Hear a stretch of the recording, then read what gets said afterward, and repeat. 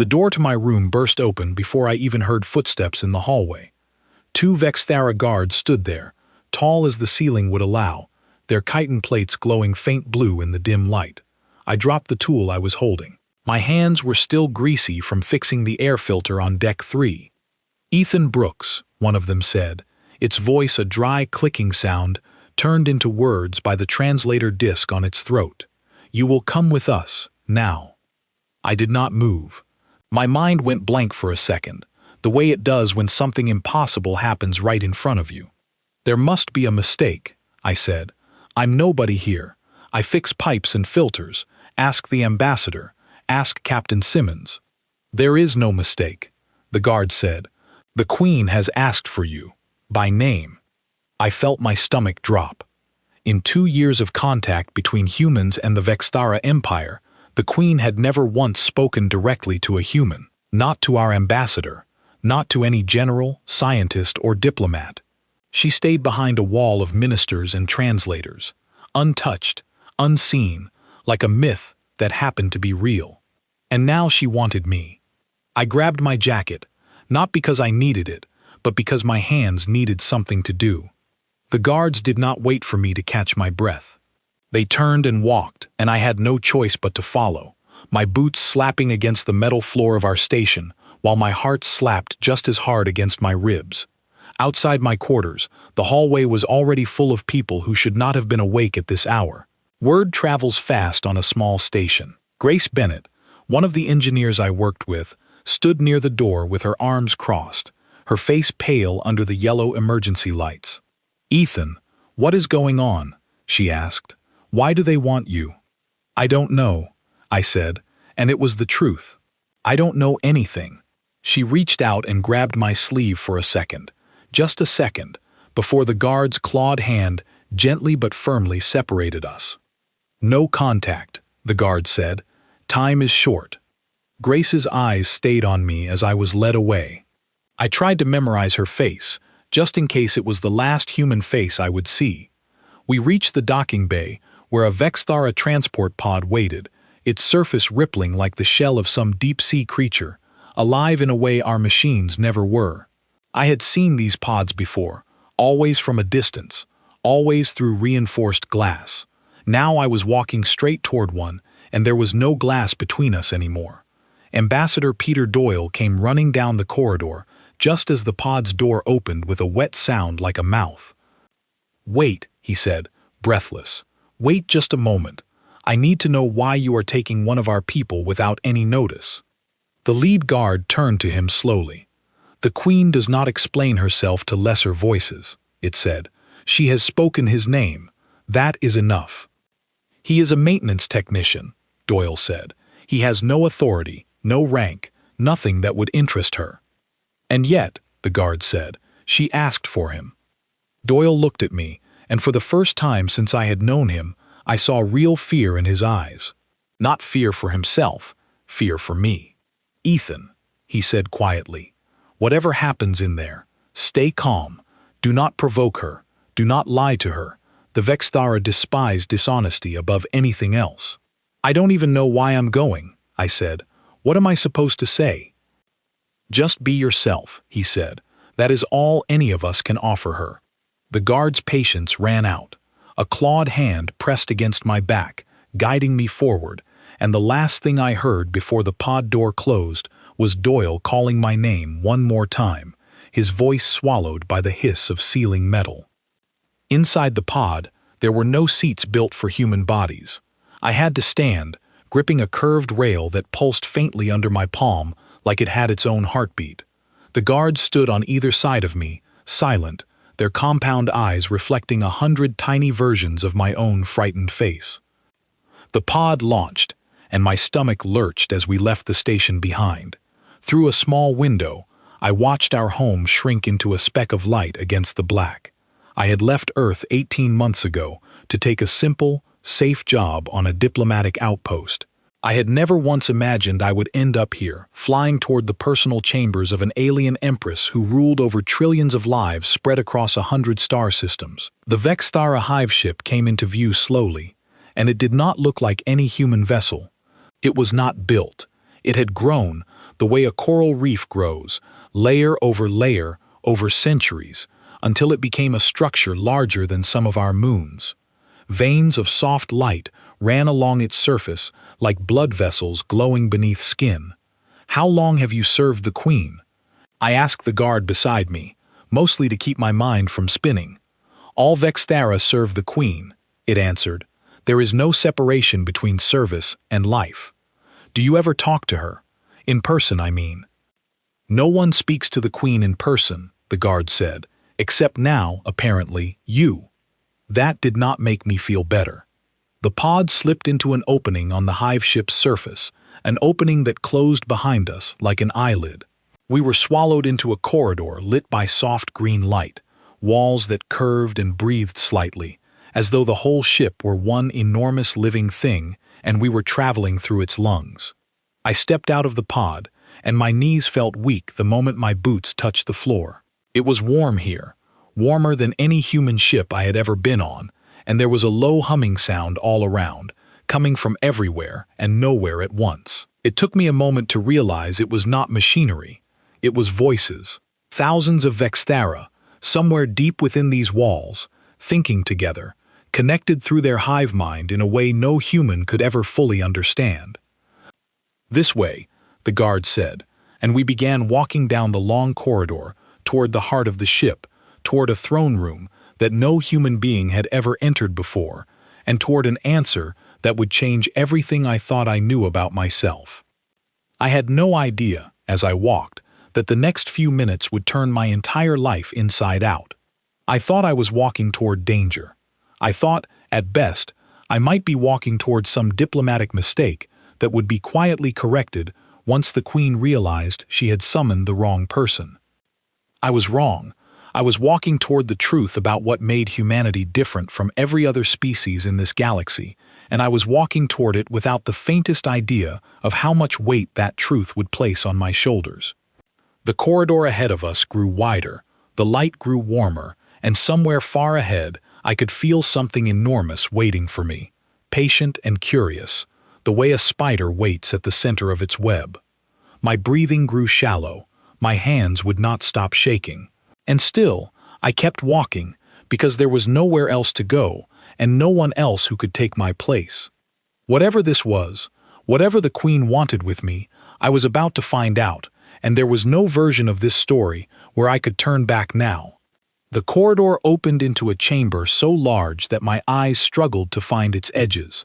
The ceiling curved upward into darkness, dotted with soft points of light that looked like stars trapped inside the walls. The air here was thicker, warmer, carrying a faint smell like wet stone and something sweet underneath it, something almost like honey. Rows of Vexthara drones lined the walls on either side of the path leading forward. They did not move. They did not make a sound. Their compound eyes tracked me as I walked between them, hundreds of them, maybe thousands, all silent, all watching the same small human creature shuffle forward on two legs. I kept my eyes on the path ahead because looking at all those eyes at once made my chest tighten. "Do they all know I'm here?" I asked the guard walking beside me. "They are the hive," the guard said, as if that explained everything. "What one sees, all remember. What one hears, all understand. There is no separation." So right now, every single one of them knows exactly what I'm thinking. "No," the guard said. "The hive mind shares thought and memory among itself. It does not read minds that are not part of it. Your thoughts remain your own. For now, that is the only privacy you have here." I did not find that comforting, but I held on to it anyway, because it was the only small piece of control I had left. We reached the end of the corridor, where a massive archway rose in front of us, its surface carved with patterns that looked almost like circuit boards grown from living material instead of metal. Beyond the archway, the chamber opened into an even larger space, one that made my breath catch the moment I saw what waited inside. The Queen was enormous. I had read reports about her size, seen rough sketches made from second-hand descriptions, but nothing had prepared me for the reality of standing in front of her. Her body stretched across the far end of the chamber, segmented and gleaming, colors shifting across her shell, like oil on water, deep purples fading into blues and then into a soft gold that seemed to glow from somewhere beneath the surface. Her upper body rose from the mass below her, more humanoid in shape, with 6 long arms folded gracefully against her sides, and a face that was both alien and strangely expressive, eyes large and dark, reflecting the chamber's soft light like pools of still water. She did not move as I entered. She simply watched me, the way a person might watch a small bird land on a windowsill, curious, careful, patient. The guards stopped several steps behind me and lowered themselves onto one knee, heads bowed. I stood alone, exposed, the only one still standing in the entire chamber. "You may approach," a voice said, and it did not come from the queen's mouth. It came from somewhere inside my own head, calm and clear, threaded gently through my thoughts, like a whisper carried on wind. My legs did not want to move, but somehow they did, carrying me forward step by step until I stood only a short distance from her enormous form. Up close, I could see the fine details of her shell, the delicate patterns etched into every plate, patterns too precise to have been carved by any tool. They had grown there, the way frost grows on glass. "Do you know why I have called you here, Ethan Brooks?" she asked, her voice still forming inside my mind, rather than the air around me. "No," I said, my own voice sounding small and rough in comparison. "I don't understand any of this. I'm not important. I'm not a soldier, a scientist, or a leader. I just fix things on a small station. There has to be some mistake." "There is no mistake," she said. "I have watched your kind for 2 years. I have listened to your ambassadors, your scientists, your soldiers. I have read reports, studied your history, examined your fragile little bodies and your fragile little lives. None of that brought me to this moment. You did." "Me? I've never even spoken to your people before today. I've never done anything that would draw your attention." "You are the one who dreamed of the dying star," she said. The words landed strangely, like a key fitting into a lock I did not know existed inside me. I felt a chill crawl up my spine. "I don't understand," I said. "I've never dreamed about anything like that. I don't even remember my dreams most nights." "Not a dream in sleep," she said. "A dream on paper. Words you wrote for yourself, in a private journal, meant for no eyes but your own." My mind raced back through months of quiet evenings on the station, sitting alone in my small quarters after long shifts, writing in a personal file to clear my head. I wrote about anything that came to mind, sometimes technical problems from work, sometimes half-formed ideas about stories, sometimes nothing more than tired thoughts, scribbled out before sleep. I never imagined anyone else would read them. I certainly never imagined an alien empress ruling over 100 star systems would read them. "How could you possibly have access to that?" I asked, my voice tightening with something between fear and disbelief. "During a routine data exchange between our systems and yours, several months ago," she said, "a portion of your personal files were mistakenly included in a larger transfer meant for technical diagnostics. Among thousands of files containing engineering notes and station logs, one file stood apart. Your journal entry, describing an idea, a small story you imagined about a dying star and the creatures who tried to save it by rebuilding its heart from the inside." I remembered the entry now, vaguely. It had been a strange, half-formed idea I wrote late one night when I could not sleep.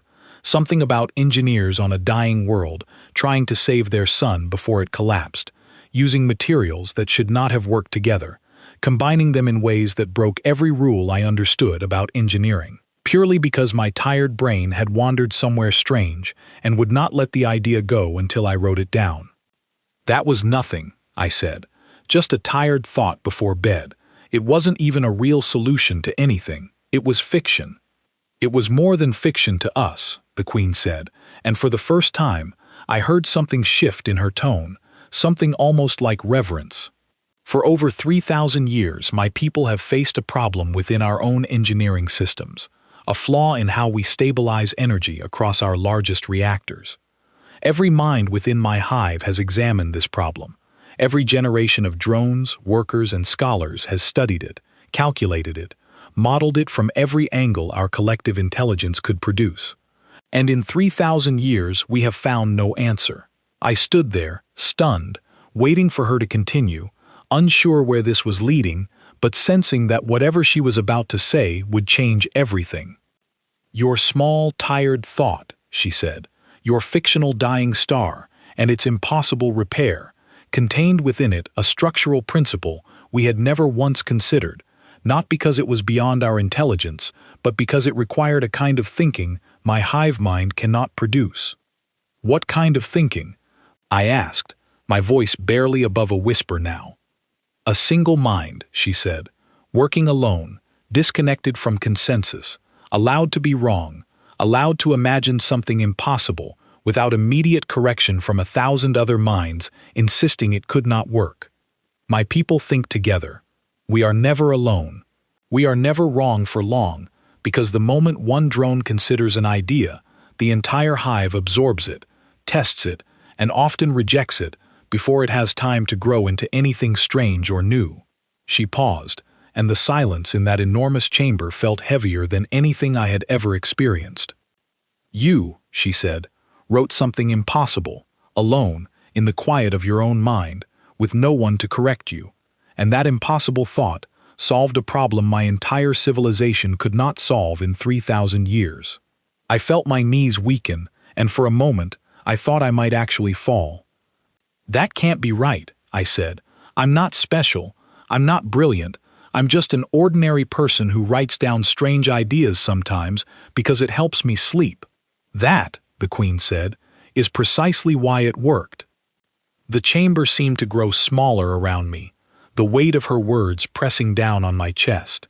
I had spent my whole life believing I was unremarkable, one face among billions back on Earth, one more person doing a small job that mattered to no one beyond my own paycheck. And now, standing in front of a being who ruled over trillions of lives across dozens of star systems, I was being told that the very thing I believed made me forgettable was the thing she valued more than any weapon, any technology, any resource my species could offer her. "Why does this matter so much to you?" I asked. "Why summon me here in person, instead of simply studying the file you found?" The Queen's dark eyes studied me for a long moment before she answered, and when she finally spoke again, her voice carried a weight that told me the conversation was only just beginning, and that whatever came next would ask far more of me than simply explaining a story I had written on a tired, sleepless night months ago. "Because," she said, "I do not need one idea, Ethan Brooks. I need to understand how your kind creates them, and I believe you are the only one who can help me learn." For a long moment, I could not speak. The words she had just said settled over me like a weight I did not know how to carry. "I don't know how to teach anyone how to think the way I think," I said finally. "I don't even understand it myself half the time. Ideas just come to me. Some are useless. Most of them go nowhere. I don't have some special method." "That," the Queen said, "is the very thing that fascinates me most. You do not control it. You do not command it. It simply arrives, unshaped, unfiltered, born from the strange privacy of a mind that exists alone, disconnected from any other." She lowered her upper body slightly, bringing her face closer to mine, though still towering far above me. "Let me explain something about my people," she said, "so that you understand the size of what you have stumbled into." I nodded, unable to find any words of my own. "My hive mind was formed many thousands of years ago," she said, "when my ancestors discovered a way to link every mind within our species into a single continuous thought stream. At first, this was seen as our greatest achievement. No disagreement, no conflict, no wasted effort spent arguing over decisions when the entire hive could reach consensus in moments. We built empires faster than any other species we encountered. We solved problems through sheer combined intelligence, thousands of minds working as one, calculating solutions no single creature could ever produce alone." "That sounds incredible," I said. "Why would that ever become a problem?" "Because consensus," she said, "eventually becomes a cage. When every mind is connected, every idea is instantly compared against everything the hive already knows. If an idea does not fit within what the collective considers reasonable, it withers before it can be tested. My people have not produced a truly new invention, a truly original piece of art, or a genuinely unexpected solution to any major problem in over 800 years. I stood there absorbing what she had said, trying to imagine an entire civilization slowly losing its ability to surprise itself. Our cities remain the same, she continued. Our reactors, our ships, our systems of governance, all built upon ideas discovered long before I was born. We refine, we optimize, we repeat, but we do not create anything truly new, because true creation requires a mind willing to be wrong, willing to imagine something the rest of the world has not yet agreed is possible. And you think humans can do that, because we're not connected the way you are, I said. I know you can, she said. I have read enough of your history to understand it clearly. Your species fights among yourselves constantly. Your minds disagree, argue, contradict each other at every turn. From the outside, this looked like weakness, chaos without purpose, a species too disorganized to ever achieve true unity. That's not exactly wrong, I admitted. But within that chaos, she said, lies something my hive can never produce: isolation. Each of your minds exists alone, sealed away behind eyes that see only what you see, thoughts that only you can hear, at least until you choose to share them. That isolation forces your minds to imagine, to guess, to invent explanations for things you do not understand, because there is no instant hive consensus correcting you the moment your thoughts wander somewhere strange. I thought of countless nights on the station, staring at the ceiling above my bed, letting my mind drift into odd places, sometimes solving small engineering puzzles from work, sometimes inventing stories that made no logical sense at all. So my dying star story worked, I said slowly, because I wasn't thinking about what was reasonable. I was just imagining something interesting. Precisely, the Queen said. And within that imagination, without meaning to, you discovered a structural principle that solved a problem my entire civilization could not solve, because none of us were ever permitted to imagine something our hive mind would consider unreasonable long enough for it to develop into something usable. The weight of what she was telling me began to sink deeper. This was not a small diplomatic curiosity. This was something far larger, something that touched the very survival of her civilization. You said earlier that this problem affects your reactors, I said carefully. Is that only an inconvenience, or is it something more serious? The Queen's large eyes studied me for a long moment before she answered, and when she did, her voice grew quieter, more careful, as though she were choosing to share something she had not intended to reveal so soon. Our reactors are failing, she said. Slowly, over centuries, the flaw within our energy systems has been growing worse. What was once a minor inefficiency has become a serious instability. Several outer colonies have already lost power entirely, their reactors collapsing beyond repair. My scientists estimate that within 300 years, the flaw will reach our largest and oldest systems, including the very reactors that sustain this ship and our capital worlds. 300 years sounds like a long time, I said. To your species, perhaps, she said. To mine, it is barely more than a single generation of true, unhurried progress. And we have made no progress at all in 3,000 years, because no single Vexthara mind has ever been permitted to think freely enough to find the answer alone. I felt the true size of what she was asking settle over me like a heavy blanket. This was not about flattering a lonely maintenance worker with false importance. This was about an ancient civilization slowly running out of time and somehow, impossibly, believing that ordinary humans held the key to saving them. Why haven't you told the rest of your people about this? I asked. Surely they deserve to know their reactors are failing. Panic within a hive mind spreads instantly and without limit, she said. If even a fraction of my people understood the true scale of this danger, that fear would spread through the collective consciousness within moments, paralyzing decision-making across every colony at once. I have carried this knowledge alone for over a century, searching quietly for any possible solution before the truth becomes impossible to hide. And you think humans, people like me, can somehow help solve something your entire civilization has failed to solve for 3,000 years. I do not simply think it, she said. I have proof. Your careless, sleepless, unimportant thought accomplished more in one evening than my brightest scholars accomplished across 3 millennia.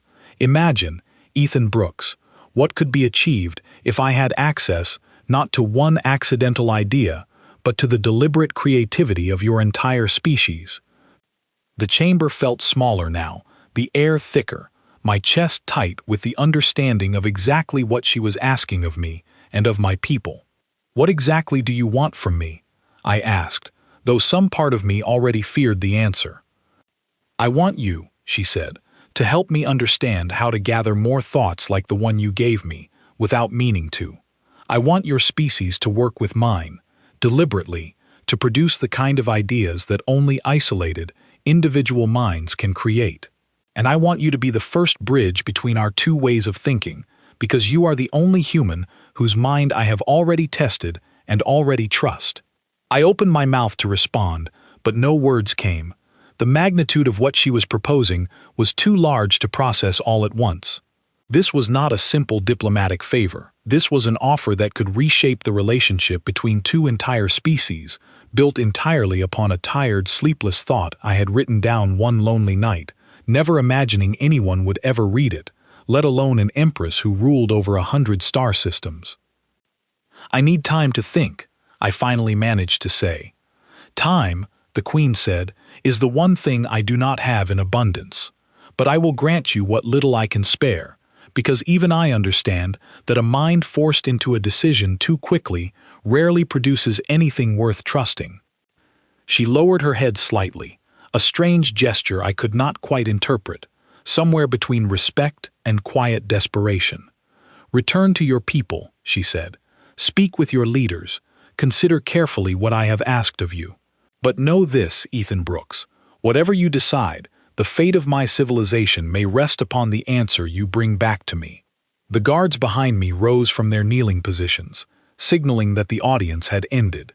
My mind spun with everything I had just learned, the weight of it pressing down harder with every step as I turned and walked back through the long corridor, past the silent rows of watching drones, back toward the pod that would carry me home, carrying with me a secret and a burden far larger than anything I had ever imagined possible for someone as ordinary as myself.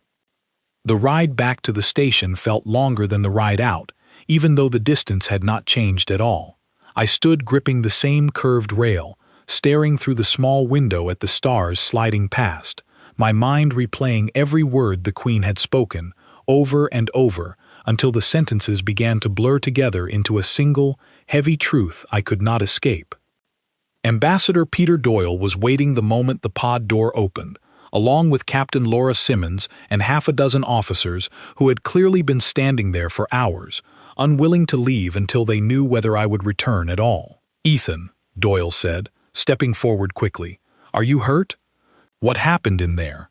"I'm fine," I said, though my voice sounded strange to my own ears, thin and distant. "Nothing happened to me. But something happened that changes everything." We moved to a private briefing room, away from the crowd of curious faces that had gathered near the docking bay. Grace Bennett slipped in quietly behind us, and no one stopped her, perhaps because everyone understood she was the closest thing I had to family on this station. I told them everything, the journal entry, the dying star story I had written on a sleepless night, never expecting anyone to read it. The reactor flaw the Vexthera had struggled with for 3,000 years, the hive mind's inability to produce truly original ideas, the Queen's request for a partnership between our two species built entirely around human creativity. When I finished, the room stayed silent for a long moment. "This is either the greatest opportunity in the history of human contact with another species," Doyle said slowly, "or the most dangerous trap ever offered to us." "Why would it be a trap?" Grace asked. "If what Ethan says is true, they need us. That gives us leverage we've never had before." Or it makes us a resource to be used, Captain Simmons said, crossing her arms. Think about it carefully. An empire spanning 100 star systems has just discovered that human minds can solve problems their entire civilization cannot solve on its own. What happens when they decide they no longer wish to ask nicely? The thought had already crossed my mind more than once during the ride back, and hearing it spoken aloud sent a fresh chill through me. She could take what she wants by force, I said quietly. She doesn't need our permission. Her fleet could take our whole planet if she decided it was worth the effort. But she didn't do that. She asked. For now, Simmons said. There's something else, I said, remembering a detail I had almost overlooked in my exhaustion. She said panic spreads instantly through a hive mind. She said she's kept this reactor problem secret from her own people for over a century because she's afraid of what would happen if the truth spread too quickly. That doesn't sound like a ruler preparing to conquer us. That sounds like someone quietly desperate, trying to solve an impossible problem before her own civilization collapses. Doyle rubbed his temples, clearly exhausted by the size of the decision now sitting in front of us. Even if her intentions are sincere, he said, we have to consider what happens to humanity if we agree to become their solution. Every government on Earth will want a say in this. Every corporation will want to control access to whatever value we provide. And every human being who agrees to work with the Vextara risks becoming nothing more than a tool for someone else's survival. Then we don't let that happen, I said, surprising myself with the sudden firmness in my voice. If this partnership happens, it happens on terms that protect us, not terms that use us. Grace looked at me carefully. You're actually considering saying yes. I don't know, I admitted. Part of me is terrified of what this means. Part of me keeps thinking about all those Vexthera colonies she mentioned, entire settlements losing power because of a flaw they can't fix. If we can help prevent that kind of suffering, and if we can do it without losing ourselves in the process, how do we justify walking away? And if their intentions change later, Simmons asked, what happens when the balance of power shifts, and they decide cooperation is no longer necessary? That direct control would be simpler. Then we make sure that never becomes an option, I said. We build this partnership with safeguards from the very beginning, clear boundaries, mutual respect, not one species serving another, but two species working side by side, each bringing something the other cannot produce alone. The room fell quiet again, everyone considering the weight of what I had just said. You realize, Doyle said finally, that if this moves forward, you will likely become the central figure in negotiations. The Queen already trusts you. She has never spoken directly to any other human. Whatever happens next, you may end up representing the interests of your entire species in front of a being powerful enough to erase us without a second thought. The pressure of that thought settled over my chest like a physical weight. Only hours ago, I had been an anonymous technician fixing air filters on a small outpost, content to remain forgettable, safe within the comfort of being unremarkable. Now I stood at the center of a decision that could shape the future of human civilization itself. I never asked for this, I said quietly. None of us ever ask for the moments that change everything, Doyle said. They simply arrive, and we choose how to answer them. Over the following hours, word of my meeting with the Queen spread quickly through the station, then through secure channels back to Earth itself. Reactions poured in from every direction. Some officials back home saw incredible opportunity, a chance to secure humanity's place among the stars through something no other species could offer. Others saw exactly the danger Captain Simmons had warned about, fearing that agreeing to this partnership would reduce humanity to nothing more than a resource for a struggling empire to exploit. I barely slept that night, lying awake in my small quarters, staring at the same ceiling where countless late-night thoughts had once wandered freely, producing the very story that had somehow led me here. I thought about the Vexthara drones I had seen in that enormous chamber, thousands of them, connected so completely to one another that none of them could ever experience the strange, lonely freedom of an idea that belonged only to themselves. I thought about the colonies losing power, families forced to abandon homes because an ancient flaw could not be solved by even the most powerful collective intelligence in known space. And I thought about the Queen herself, carrying the secret of her civilization's slow decline entirely alone, unable to share her fear with the very minds she was connected to every moment of her existence, because sharing that fear might destroy the fragile stability holding her empire together. In some strange way, I realized, she was more alone than any human being had ever been, connected to trillions of minds, and yet unable to share the one thought that mattered most. By morning, a message arrived from Earth, carried through secure channels directly to Ambassador Doyle. The governments of Earth, after an emergency session lasting through the night, had reached a decision. They would allow negotiations to continue, but only under strict conditions designed to protect human interests, and only with me acting as the primary point of contact, since the Queen had specifically requested my presence and trusted no other human in her stead. The weight of that responsibility settled onto my shoulders fully for the first time. I was no longer simply a technician swept up in a strange encounter.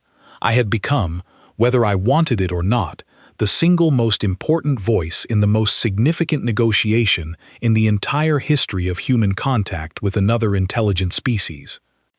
Grace found me later that day, sitting alone near the observation window overlooking the stars, my mind still spinning with everything that had happened.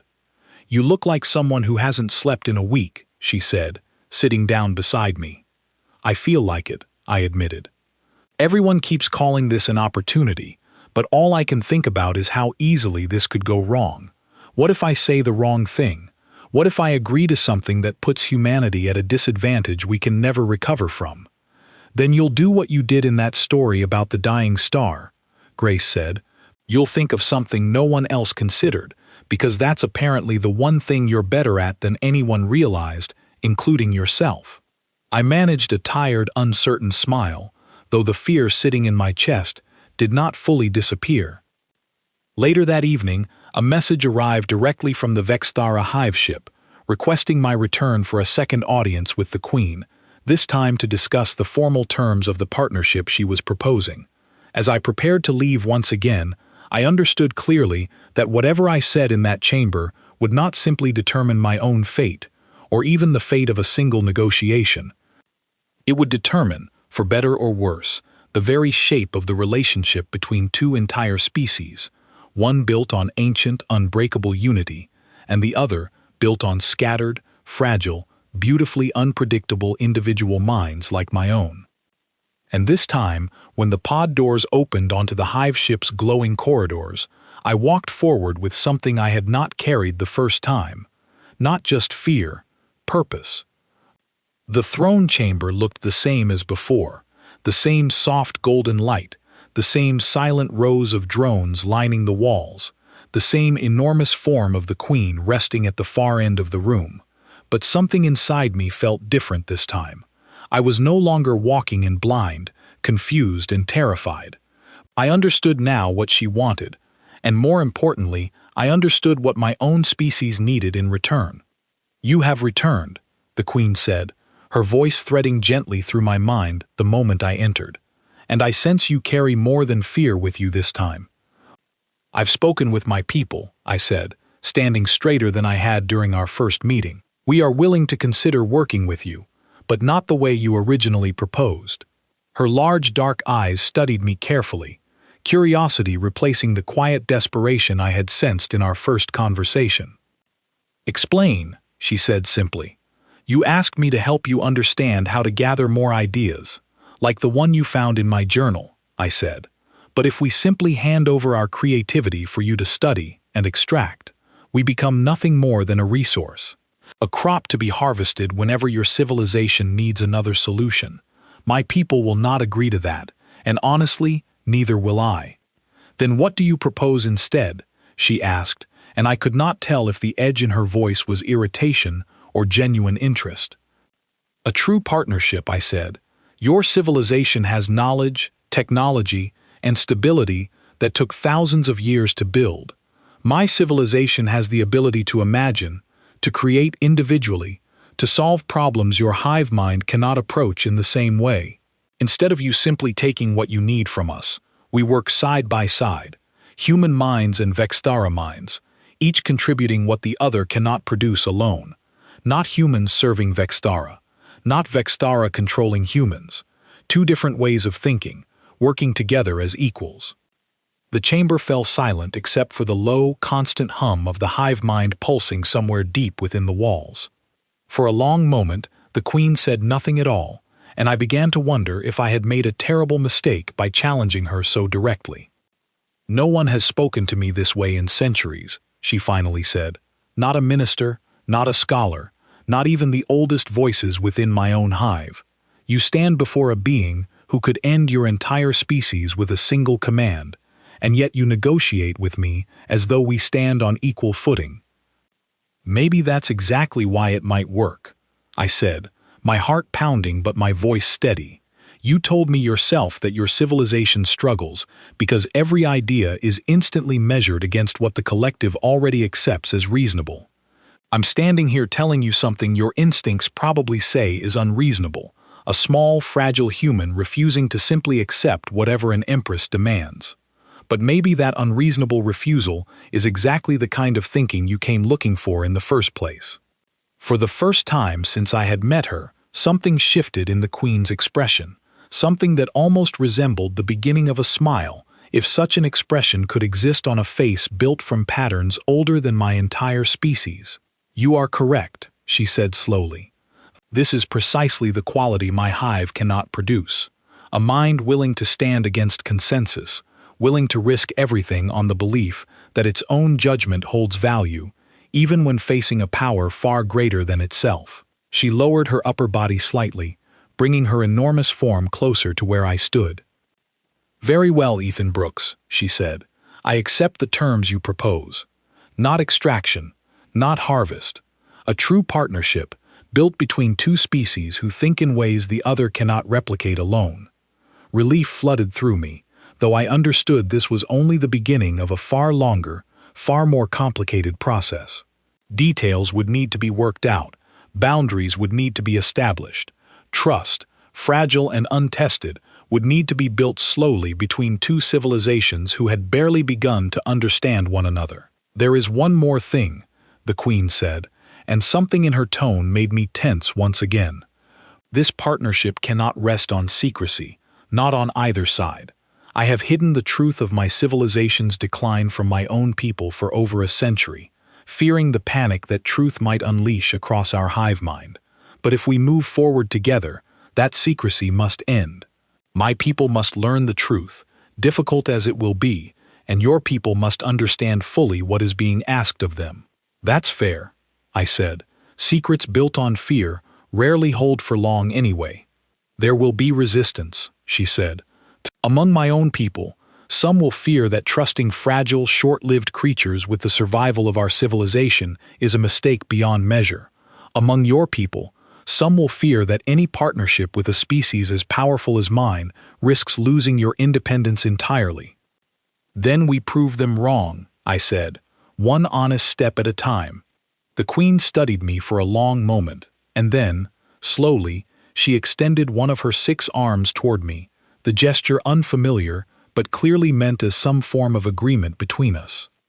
I hesitated only a moment before reaching out and placing my hand against the smooth, cool surface of her outstretched limb, a small human hand against something ancient and impossibly powerful, and yet in that moment, neither of us felt larger or smaller than the other. We simply felt, for the first time, like two minds beginning to understand each other. In the months that followed, everything changed rapidly. Teams of human scientists, engineers, and ordinary thinkers like myself began working alongside Vexthara scholars, exchanging ideas across a boundary that had once seemed impossible to cross.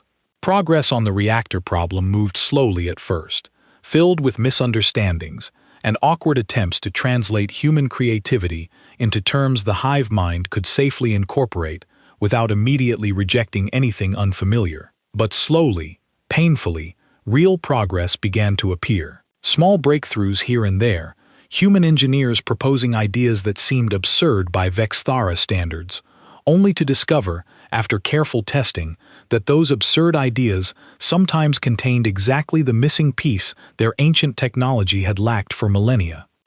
I remained at the center of it all, no longer simply a maintenance technician fixing filters on a small station, but something entirely new, a bridge between two species who had almost missed the chance to understand one another entirely. There were difficult days. Officials on Earth argued fiercely over how much access to grant the Vexthara, fearing exploitation even as opportunities for genuine progress multiplied. Within the hive itself, once the truth of the reactor crisis finally spread, panic did ripple through parts of the collective consciousness, just as the Queen had feared, though her steady presence and the visible progress already being made helped calm the worst of it before it could spiral out of control.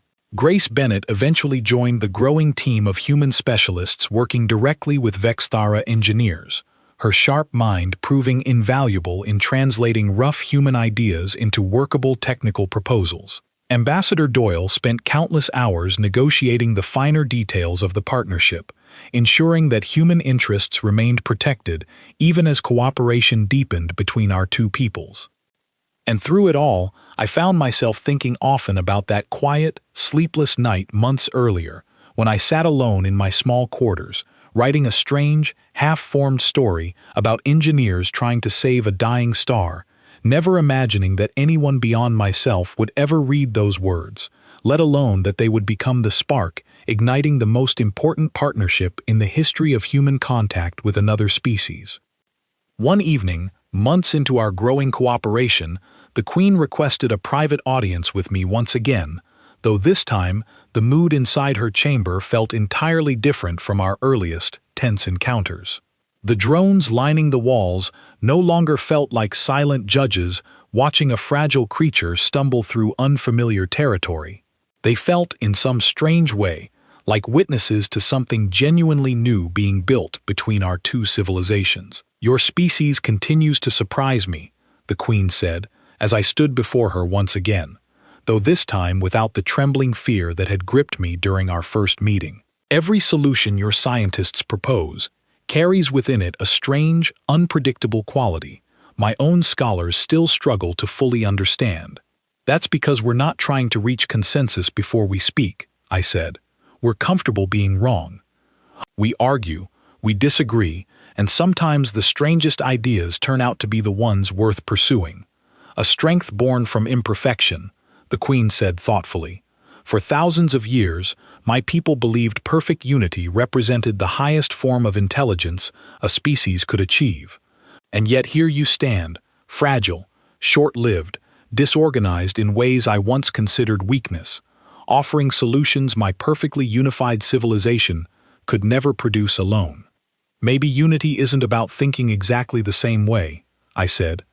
"Maybe real strength comes from different kinds of minds working together, each bringing something the other lacks." The Queen lowered her head slightly, a gesture I had come to recognize as something close to genuine respect. "When I first read your journal entry months ago," she said, "I believed I had discovered a single useful idea, nothing more.